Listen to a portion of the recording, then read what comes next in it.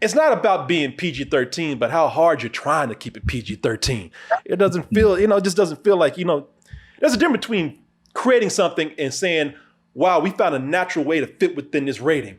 Enforcing this rating because you're trying to get money, all right? I know what you're doing.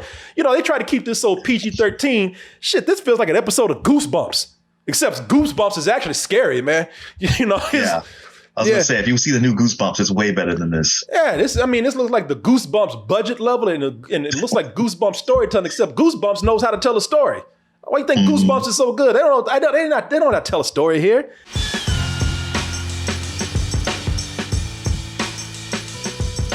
We're gonna be at the Broadway Comedy Club again, December 8th. That's a Friday. All right, folks, I know that this is a weird setup. I know that this looks strange, what I have here. I'm not in the studio.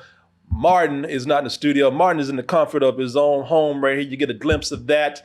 I am actually over in Thailand right now, which is why things are set up weird. And I've been having a great time. Big shout out to our host, Doug, over here in Thailand, who has allowed me to go over here and hang out, see statues and ruins and pet elephants. I'm actually petting an elephant right here, went to an elephant sanctuary and fed elephants, walked around the elephant poop in the water and bathed the elephants, played with the elephants. But I had to stop everything to talk about them bears, them chickens, them foxes. Damn the rabbits, George. Rabbits, the damn killer cupcakes and all this kind of stuff, people. I just had to stop and talk about your boy Freddy, man. Freddy. Yeah, we did a lot of that last night. Yeah, Freddy Fazbear, as a lot of fans know him as.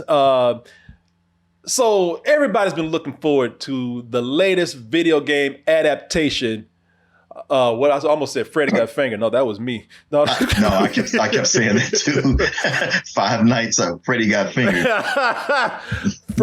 Five Nights at Freddy's. This is based on the phenomenal indie video game. When I say phenomenal, not only in simple gameplay, what it achieved, but also in just how far it took off as just this cultural phenomena. I mean, people love this game. If you're not familiar with the game, I'll show you a little bit, but you play a security guard working at this freaky ass closed down Chuck E. Cheese type establishment called Freddy Fazbear's Pizzeria.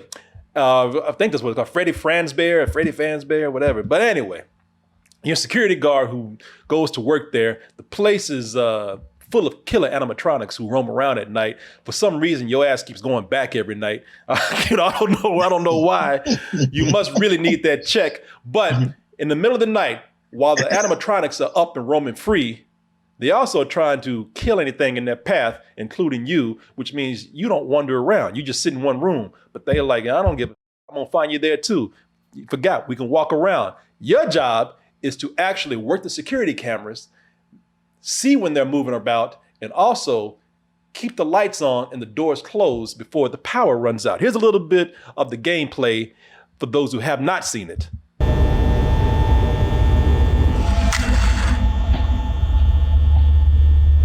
Now, you probably think, wow, that's riveting.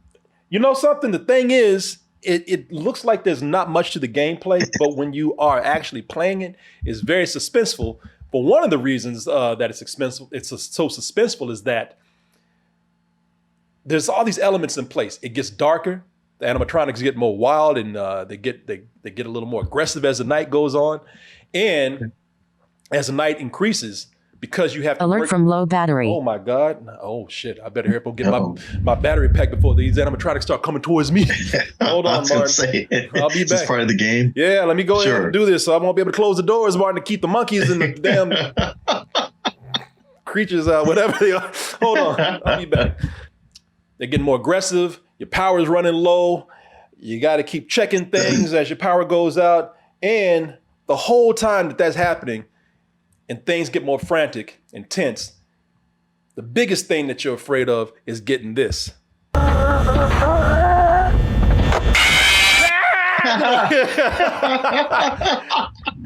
It's actually very effective, and that's the whole beauty of it, is that the gameplay is simplistic, and to watch it, It seems like it's probably not that much fun or that exciting or even scary, but playing it really is, man.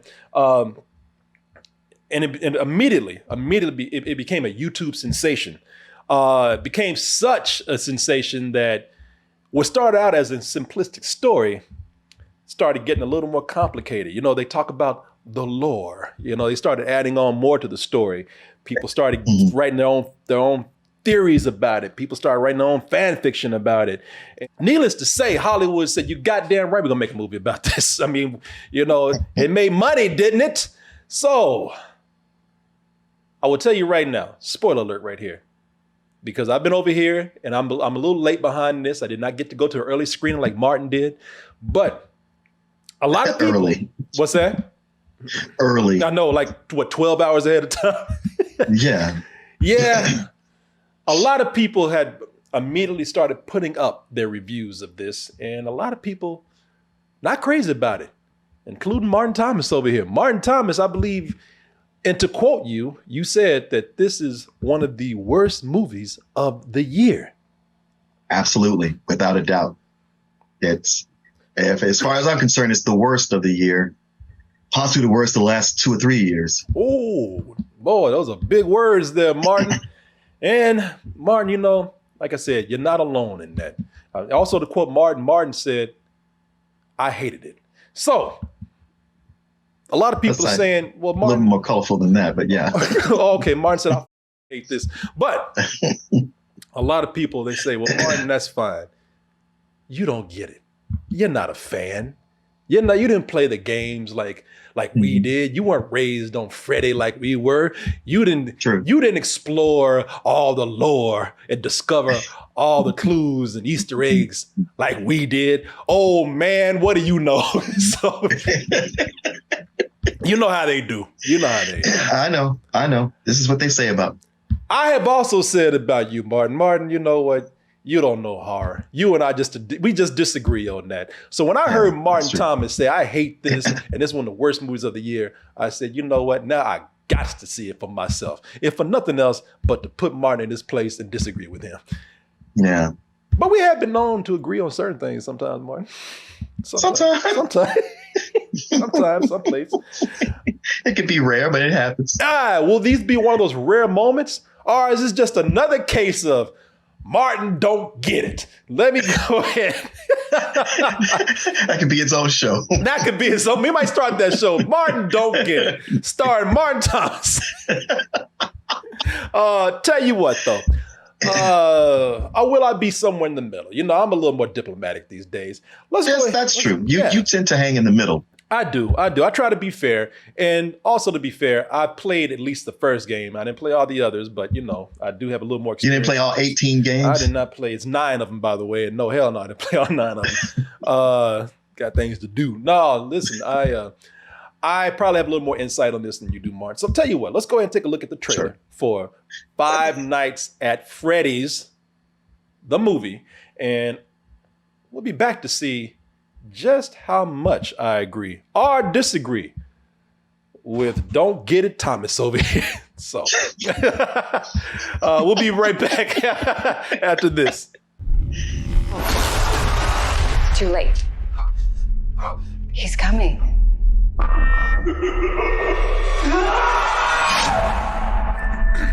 Let me go ahead and just get this out the way right now. It's better we just tell me how wrong I am. Let's just best we just go ahead and do this now, Martin. Get it on out the way, because we know what's gonna happen here. This is bad, y'all. This is I'm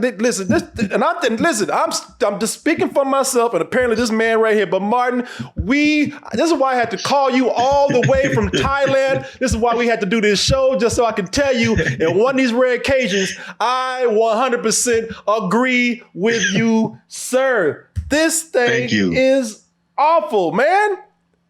Five Nights at Freddy's, 1 hour at Freddy's is pushing it. Exactly. And it's over 2 hours. And what are we doing? It's an hour and 49 minutes to spend over here with Freddy, man. And even that is pushing it right here. They didn't have nothing for 2 hours, much less 5 nights in this movie right here. And listen, y'all, before we go any further, let me just say, I'm sorry, okay? Because I do not mean to come in here and take glee and talking badly about this movie. I don't. I feel bad for saying it. I know how much the fans have been looking forward to this. I know they've been looking forward to this damn chicken and this bear and this fox and all these other creatures here. I know. Don't forget the cupcake. And that damn cupcake. I know how much y'all been looking forward to it. I know that. And you know what? You're probably gonna like it no matter what. That's fine. To hell with what these critics say. To hell with what you old fogies out there say. I still love it. Y'all don't get it. But, you know, I do understand also that as much as you've been looking forward to this, you don't want to hear other people trashing it. You don't want to hear other people talking bad about it. But God damn it, I'm going to do it anyway. I'm sorry. I mean no disrespect. I don't. I do. And I hope when the fans watch it, I hope that they're getting everything they want out of this. I hope they are, you know, that because it's for you. But you know, and I get it, man. You know, the fans are going to be the one to tell you that it was for me. But if you want me to be honest with you, fans, I don't think they're doing you justice either. I mean, listen, if you 100% really, absolutely like this, then opinions. That guy liked it. You know, we don't listen to him. He loved it. You know, that guy, if you like him, that was awesome. But if you 100% deep in your heart really enjoyed it, that's fine. But if you're going in liking this just because you want to like it because you've been waiting for this for so long, I mean, really, I think that you deserve better. I don't think it does people justice because I think, first of all, a lot of this is just not fan service. I don't think it's fan service done well. Not at all. Mm-hmm. I ain't gonna 100% apologize to Mario. You know, I didn't give it the most glowing review, but I do understand that Mario boy a little bit more right now in this movie. You know, the Super Mario Brothers movie, I criticized it for being just pretty much one big long piece of fan service. But I will tell you this, they knew how to do fan service well to the point where they knew not only how to please the fans, but they knew how to please everybody else, man. A lot of people had fun with this movie. You know? Yeah, that's what I say. It's no service. The fan service is no service to the fan if it doesn't play out well with a good story. Super Mario Brothers is a perfect example because I'm not a Mario hater, but I'm not really a fan. I played some of the games, but I could watch this and understand it beginning, end, middle, and enjoy it along the way. A lot of jokes, the Peaches song, just little things like this. And when it came to the later part of the gameplay, I got into it. I left the theater wanting to play Mario. With this Five Nights at Freddy's, when we watched the trailer and we were with Billy, kind of got me pumped. I was like, you know what? I might like to check this out. After watching this movie, I was like, that game, I want nothing to do with it. And that's not, you know, if you're a fan of something, that's not what you want. Like for me, always being a comic book fan, comic books is something I read and I enjoyed, and then bringing them to the screen. What I wanted most was them to, in a way that was mostly accurate, translate that to people who weren't into it, who weren't fans. And boom, comic books became the dominant form of movies. And that was the goal to achieve. But just to do stuff, just to go like, hey, look, I put that in there. I put that in there. I put that in there. Yeah, but what about the story? I know, but forget about that. We didn't put any work into that, but we put that stuff you like in it. Well, the reason why that doesn't do anything for me. Well, the reason why I tell you is because, you know, the reason why I'm saying the fan service here is not done well is because I'm gonna be completely honest with y'all, man. The creator, Scott Cawthon, you know, much happiness for his success with this property. Really, I mean, who would have known that you would achieve such a crazy cultural success with this, man? But as far as this movie goes, I don't think anybody knew what the hell they were doing. I don't think they had anything. I don't think anybody knew what to do with this. I felt like the opposite of Mario, man, where they knew how to please fans and they knew how to please non-fans out there. You know, parents just took their kids to see the movie and still had a good time. You know, with this right here, man, I think they tried too hard to find this middle ground. of how to please the fans, you know, how to put in all the lore from the games and try to make something for the newbies. It's not scary. It ain't scary at all. A little bit. Not even a little bit. Anytime there's any kind of violence, they cut away. It's not scary. It's not suspenseful. And there, I looked at this and I as this was happening, because that's the first thing I said. I was like, I was into it at first because they had a good start. And then after that, I was like, well, why is this falling off of me? Why am I feeling less and less interested in this? Why am I feeling more and more bored with this? And I'll tell you one reason why is because, you know, for one, it's not about being PG-13, but how hard you're trying to keep it PG-13. It doesn't feel, you know, it just doesn't feel like, you know, there's a difference between creating something and saying, wow, we found a natural way to fit within this rating. Enforcing this rating because you're trying to get money, all right? I know what you're doing. You know, they try to keep this so PG-13. Shit, this feels like an episode of Goosebumps, except Goosebumps is actually scary, man. You know, yeah. I was gonna say, if you see the new Goosebumps, it's way better than this. Yeah, this looks like the Goosebumps budget level, and it looks like Goosebumps storytelling, except Goosebumps knows how to tell a story. Why do you think Goosebumps is so good? They don't know how to tell a story here. Five Nights at Freddy's, the game. Again, the beauty of this is that this is and again, much respect to this game, because the beauty of it is that this is a horror game that kids can play. And adults play it just as well, and it's scary for everybody, man. And so I get what you're trying to do, man. You're trying to be careful not to scare them kids away. But I mean, you know, find a natural way to do it instead of feeling like, you know, you're trying to walk this toe between, oh, we want to get kind of violent, we want to get kind of gory, but we're not going to really show you the gore or the violence. It's like, come on, do one or the other, man. Quit playing with my balls over here. You know, I don't like that. I'm gonna tell you, Martin. I don't have a problem with this being not being rated R. I don't have a problem with that at all. No, me either. I don't. I'm not saying you need to be rated R. You know, I'm one of those people who doesn't believe in going out your way and making things gory if you don't have to. You know, I believe that if they had created great atmosphere and great tension, they could have got away with this being PG-13, but they didn't, and they didn't do that because. Here's the, outside of not being scary, here's the other huge problem with this movie. And I want to see if you agree with me, Martin, on this. There is too much shit going on in here that really doesn't matter. You know, there's so much going in here. You know, that they got so many storylines, so many subplots that they don't know what to do with. Listen, as I said, and I'm not talking about the title. I'm talking about in this movie. In this movie, One Night at Freddy's is a stretch. For the first 2 nights, there ain't shit going on at Freddy's at all. You know what I'm saying? I know. They let me tell y'all something. They had to make it Five Nights at Freddy's because it's in the title. They didn't need all them nights. That's one of the biggest problems with this movie is that if they had actually had one night where a guy was trying to survive, killer animatronics, that would have been a tighter movie. But because they're like, oh, well, shit, it's called Five Nights at Freddy's. I guess we got to do all 5 nights. No, you don't.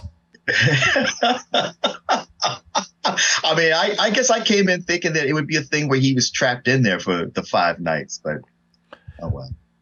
I think that this would have been a better story had this been a desperate guy who had one chance to stay out of jail, get his life straight, and he went to this pizzeria and got stuck in this damn place for 5 nights and had to survive. Yeah. You know what I'm saying? Yeah, exactly. Would have been much better. Would have made much, it would have been more suspenseful. But go ahead. Because with the way this is, I mean, they do a good job of setting up why this guy is desperate and needs to work here. But considering that what his motivation is, to be able to take care of his sister, with that 2nd or 3rd night when there's danger of being killed, you just go like, no, fat. It doesn't make sense for me to be here. There's so much that happens that doesn't make sense. Yeah, and that's the story that you have here, which I forgot to really tell you, is that you have Josh Hutcherson, who plays Mike Schmidt, who is actually that's the name of the character from the game, the first game at least. And in this game, his desperation for wanting to work at this place comes from trying to take care of his sister because his wicked aunt wants to take his sister away just to get a government check. And so he takes his job out of desperation of his own.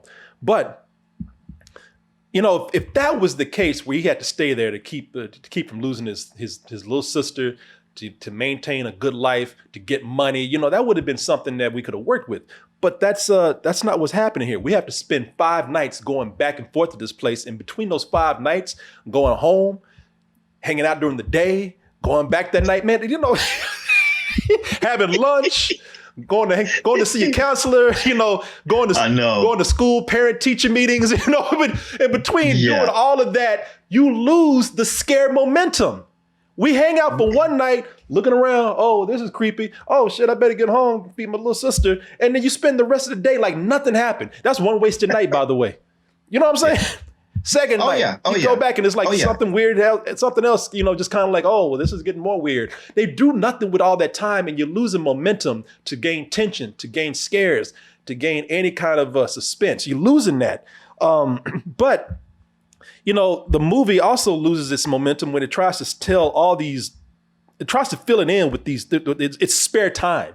All this spare time, it fills in with silly stories, man, and subplots.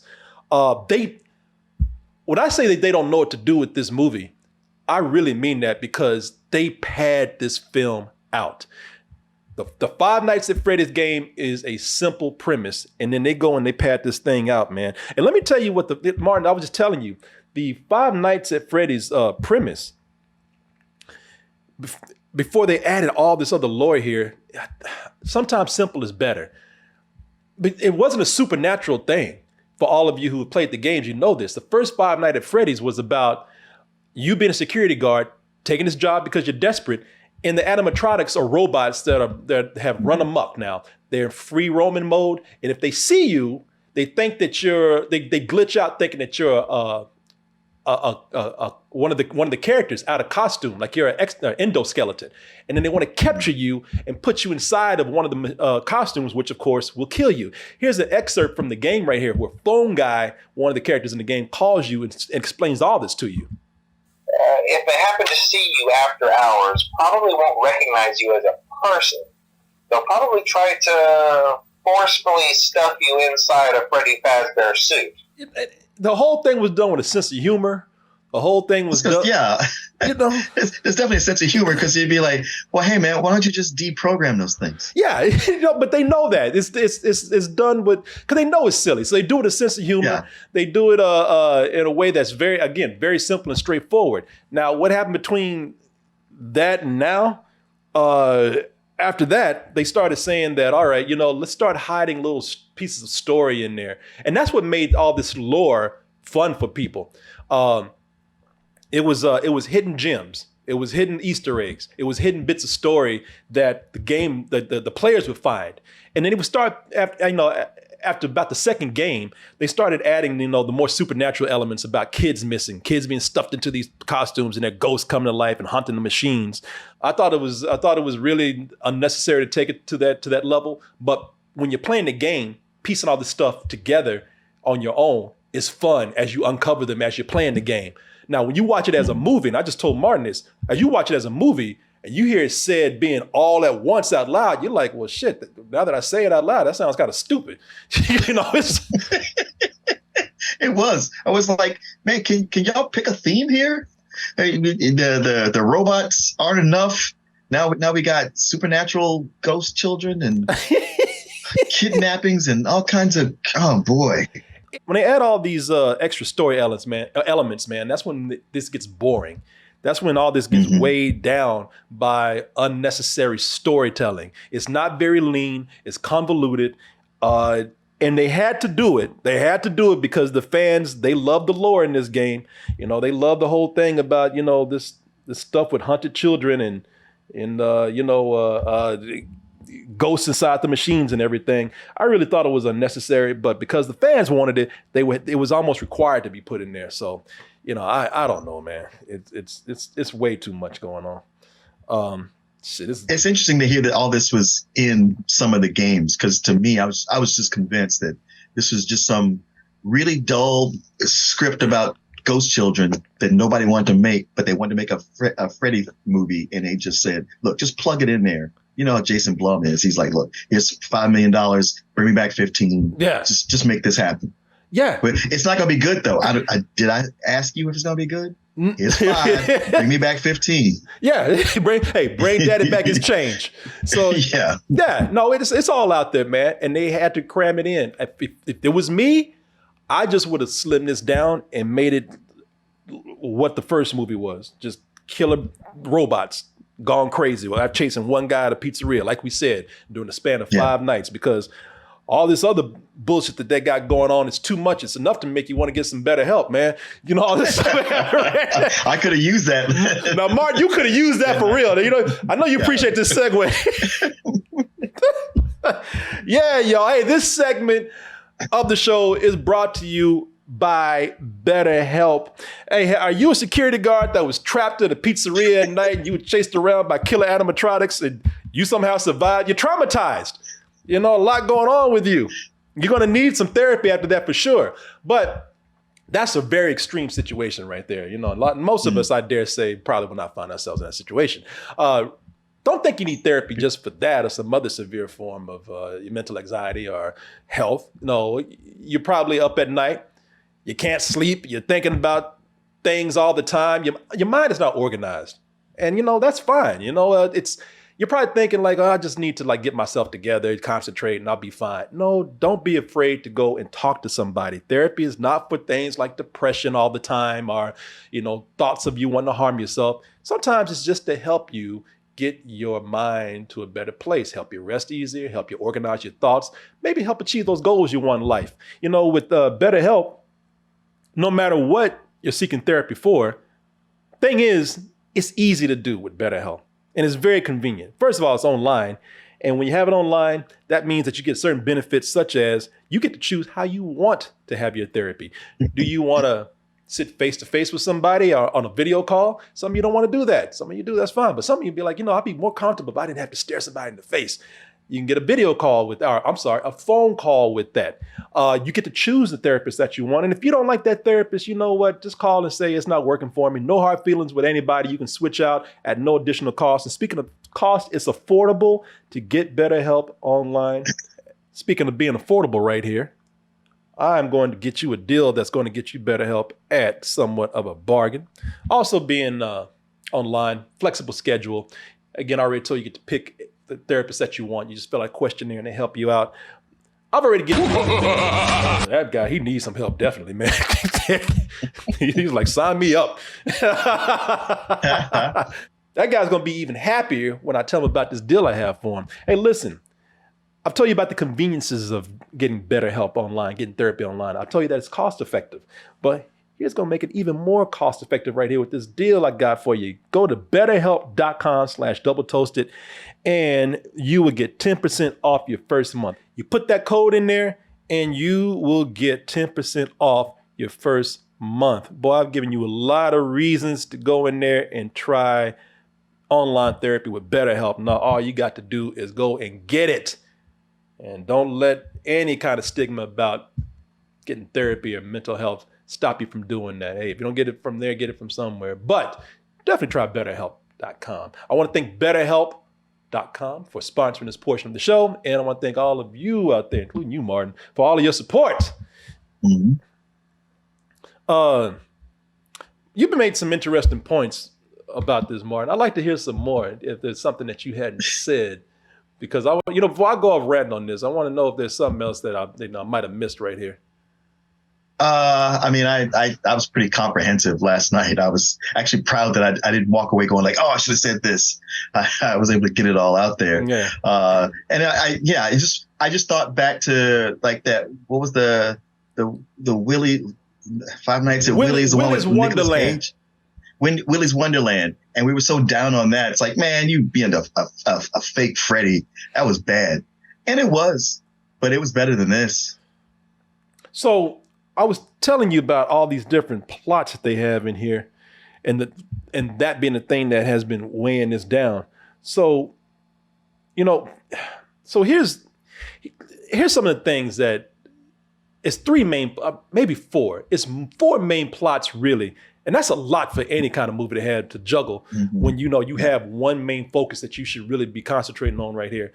But you have all these different plots, and really none of them make that much sense when you put it in a bigger context of this film. God damn it, boy. I feel you wanted at least one of them to pay off, right? I feel stupid just saying one of these right here. So you got, again, Josh Hutcherson as Mike.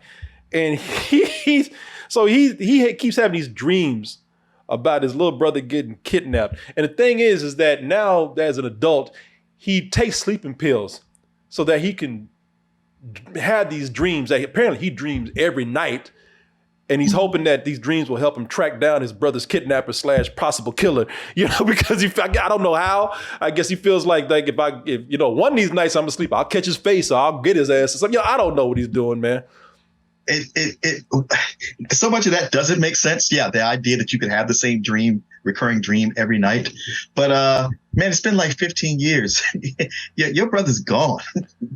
Yeah, your brother's gone, man. But he keeps thinking like, you know what? If I keep dreaming, though, at least I'll see his face one night. It's what he's trying to. I'll see his face, or I'll see that license plate. I'll get it this time. Yeah, It's in there. It's in my brain somewhere. Yeah, I'll catch him one of these nights. And then what, Mike? Then what? Let me ask you that. What are you gonna do after that, huh? Exactly. What are you gonna do after that? Or what you gonna go and tell the police? Oh, I saw his face where? In my dreams. Goddamn reverse Freddy Krueger up and get out of here, man. You got this whole thing where he's I told you about him trying to keep his sister from his wicked aunt, played by Mary Stuart Masterson. She's trying to get the sister because she wants to get a government check out of being her guardian.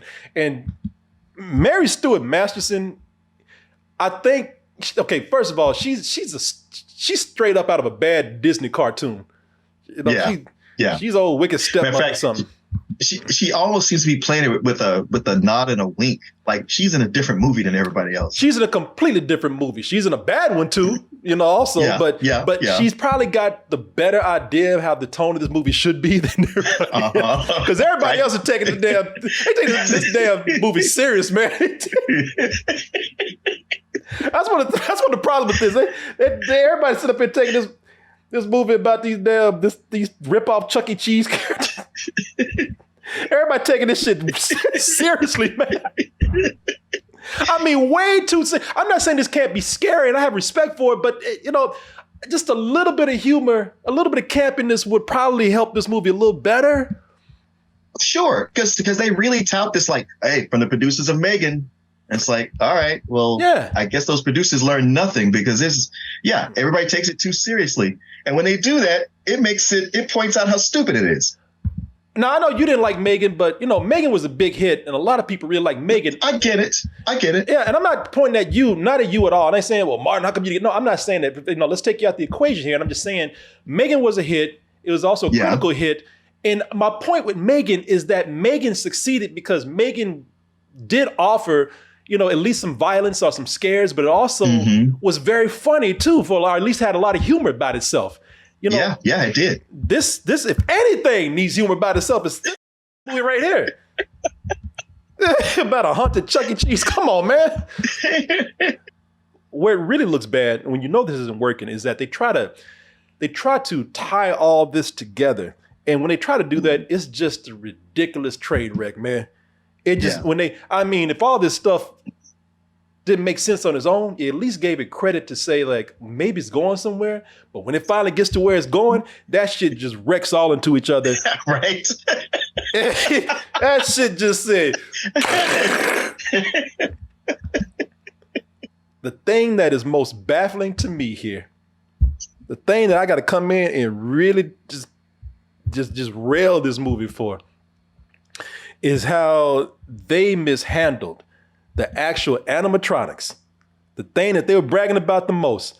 These were made by Henson Studios, and yes, right, they look great. If you're talking about how authentic they look to the characters in the game, yes, they look great. But we ain't here just for the looks. They got to be. You can't just sit up here and be pretty and look cool. You know, you got, man, this is a horror movie and they are supposed to be the horrors. You got to be scary and they're not. You know what? Listen, what made them so scary in the game was that there was a mysterious creepiness to them. Like when they were always in the shadows. Sometimes they would, you catch them and they were looking at you in weird ways.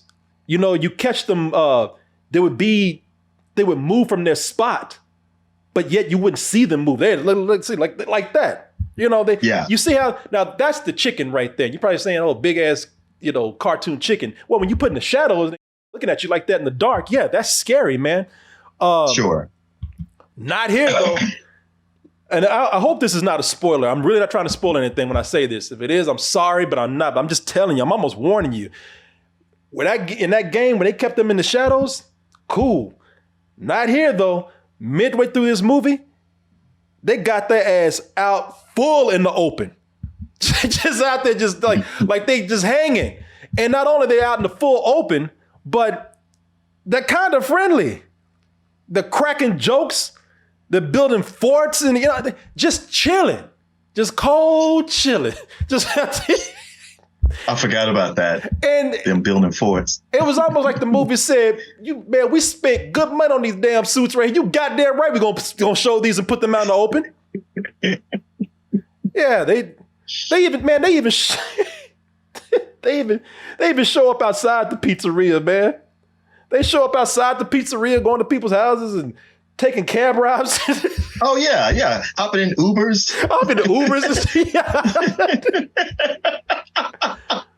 I mean, I guess that's part of the humor that one of these giant things gets into a cab and the cab driver is mostly unfazed by it. Yeah, but it doesn't lend to it being scary. If it had been scary before, we might take that as, oh, that's a funny joke because we would have been thinking like, oh, we know what harm they can do to this driver. But it's like, you ain't gonna do shit, all right? And the worst part of it is that no one in the middle, when these things come out, when they're coming out and all friendly and hanging and chilling and building, forts like that at a damn slumber party, no one is freaked out. No one is freaked out about them at all. So there's no buildup, there's no mystery, there's no momentum. By this point, they might as well be just people in a mascot costume at Chuck E. Cheese. Yeah. At this point, they might as well be just dancing at a high school football game. That's ridiculous, man. Mascots on parade, yeah. This is really, y'all. I'm not even a huge fan like a lot of people out there. When I say I have a lot of respect for this game. When I say I'm not a huge fan, I just didn't play them all like a lot of people out there. So people who have dedicated themselves to this. I was looking forward to this, and I'm so disappointed that they dropped the ball on this big time, man. I mean, when they dropped the ball, I'm talking about they took this shit up to a 20-story building and threw that shit down. I feel like they picked the ball up and just ran into their own end zone. and then the mascots came out. I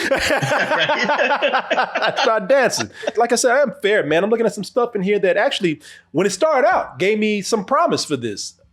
Same. Matthew Lillard. I thought Matthew Lillard was funny while also kind of showing a little bit of a sinister side that made me wonder, okay, what is he up to, man?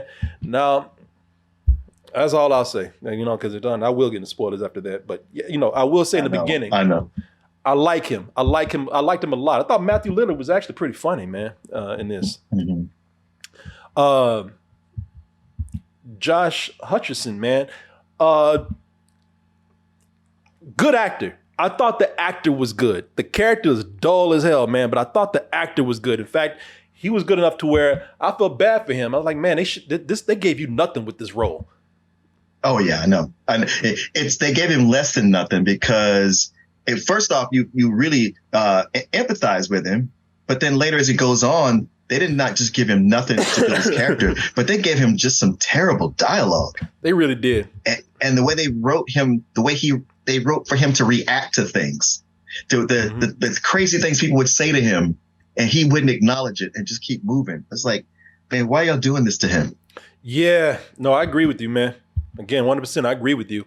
If anything, the character of Mike Schmidt should have been one of the most interesting characters in the movie because he's a desperate security guard who keeps going back to this job or who Yeah. took this job in the first place. And as I said, maybe the movie should have been where he just got stuck in there and had to try to get out and survive.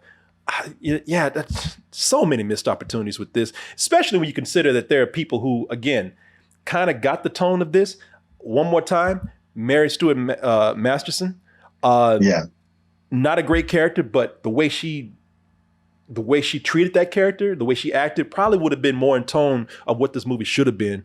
You got the look right, but then this is the mistake a lot of video game movies make, man. They know how to get the look right, but they don't know how to do anything else. And this is another mistake here because like that office right there, I looked at that and I said, wow, they really captured the spirit and look of that office that you see in at least in the first video game. And I will say that there are parts here where they do capture the horror, and too bad the rest of the movie couldn't capture it. I would say about, Martin, I don't know if you agree with me here, about 5 minutes at the beginning of the movie, or not the beginning of the movie, in the middle of the movie where you have these hoodlums break in.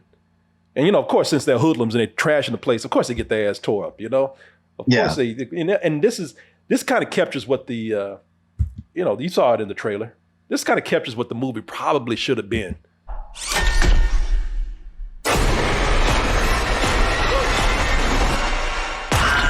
That kind of nailed it, man. And also the beginning of the film kind of nails some of the things that they mentioned in the game where, people getting stuffed in costumes and whatnot. A security guard is running from these things and, you can see right here, well, things don't go too well for him. That kind of captured what the movie should have been. But let's just say I have been a little more favorable than you, Martin, on this, which I'm not. But if I had been, I probably would have been fine until the end of this movie, which is, God damn, boy. That's what I said. I was gonna try to be nice about my rating, and that ending pushed it over. That ending, boy, if they weren't ridiculous before, then goddamn it, they made up for it then. They said, we gonna get stupid one way or another. I'm gonna make you hate me. It's almost like, are you trying to push people away? Now, Martin was telling me about some teenagers who saw the movie, and this is why I think that fans of the film will probably be fine. If you really want this, then you're going to be fine noticing like, oh, I remember that. Oh, I knew that was going to happen. Oh, of course it's that from the game. But for everybody else, like me watching this, I was like, okay, while fans might like it, again, fans, I think you deserve better because if there was any part where they felt like that they were really trying to force the lore of the game in, it is at the ending, man. They had no way of tying this up with certain things. And so they just did it. They out of nowhere. They just did it. It's like, there's no way you could tie this together. Oh, yeah, watch. Look at that. Yeah, man. This movie could have used more good humor. Story could have took advantage of the premise better, man. As I said, we kept mentioning over and over again, either 5 nights is too much or just have one guy trapped in one location for 5 nights. Trying to survive for 5 days. I know that this has been going on for years. They had it over at Warner Brothers. Scott Cawthon took it away from Warner Brothers. I don't know what kind of script they had, but I hope he didn't take it away from us. The more stupid one. I would love to see that story over at Warner Brothers. I think Warner Brothers pretended. They were like, oh no, don't take it away. Once you guys, it's mine again. They were like, okay, no backs. Sorry. Oh, shit. Yeah, man, that's hilarious. And I wouldn't be surprised if they did that. Or if they had a better script over there, I would love to see what that is. I think because even at Warner Brothers, they were like, we're not doing all this shit, okay? All these dead kids and ghosts and things. No, man, you take that out, we got nothing. Then it's nothing. All right. See ya. Dodge a bullet on that one. Yeah, there's some bullshit, man. There's some bullshit. Straight up some old bullshit. You probably gave it a you, right? I did. Yeah.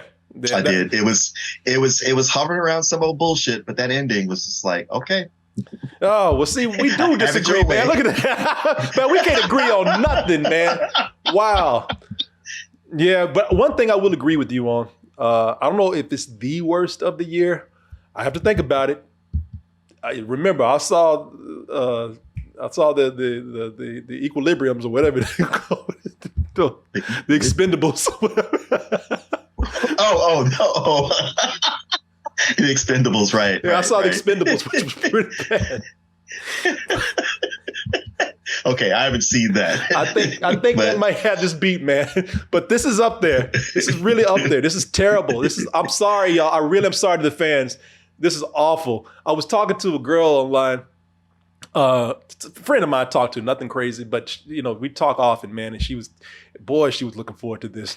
She was, and she asked me just a few hours ago, hey, did you see it? What do you think? I have not returned that call yet. I just don't want to say. Has she seen it?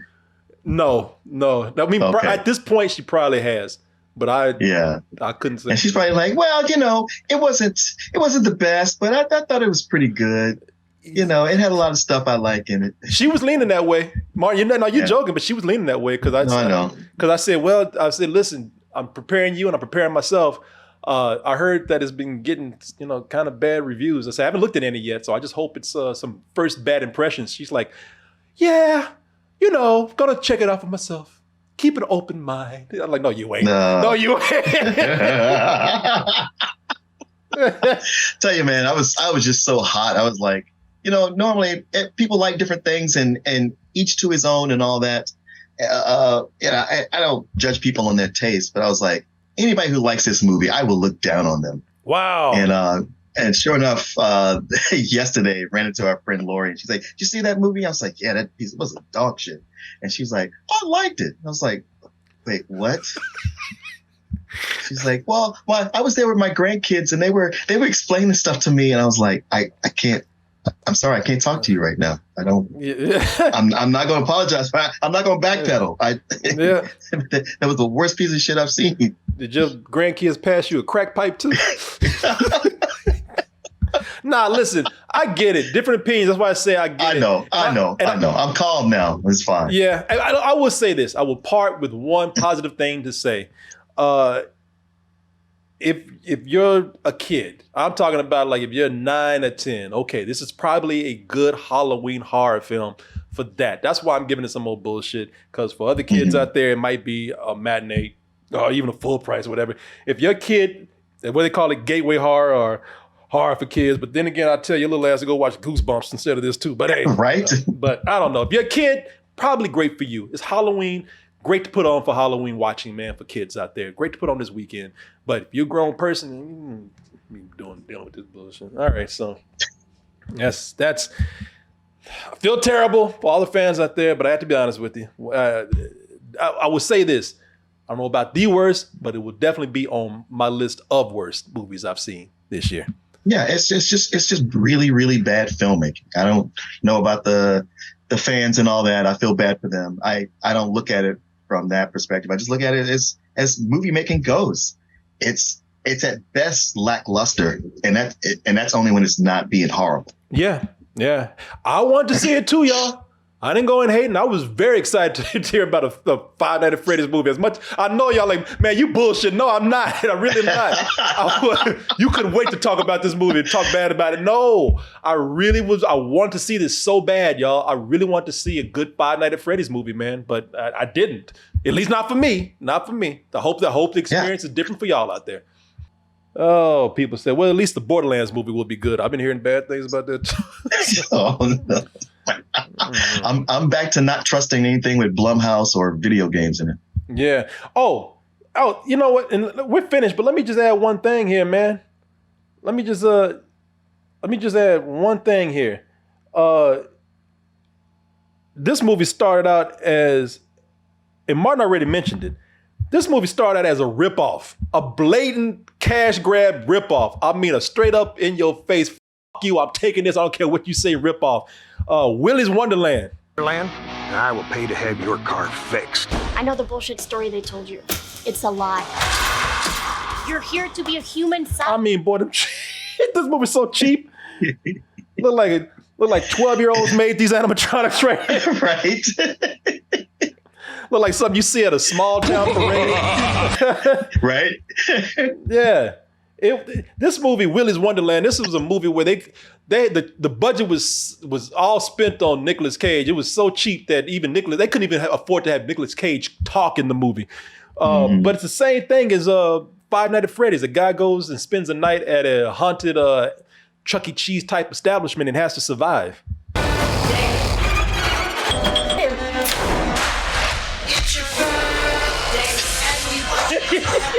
But Nicolas Cage is having the time of his life. No matter what he's doing, man. No matter what bullshit he's making. I got paid, bitch. They've been fighting these damn paper mache puppets and shit. But hey, listen, and I enjoyed the movie, and I agree. People say it's bad. I understand. I liked it for some reason. I don't know why, but I get it. Well, a lot of people did not like the movie, and I also get why. I really do. I do. But hey, listen, I think we all can agree right after Five Nights at Freddy's. This is old Willie got him beat. Said I take Willie over Freddy any day, man. Any day. Yeah, Willie got Freddy beat on this one, man. Yeah, this is they did. For those who thought that Willy's Wonderland was bad, Five Nights at Freddy's is so bad it makes this movie look good.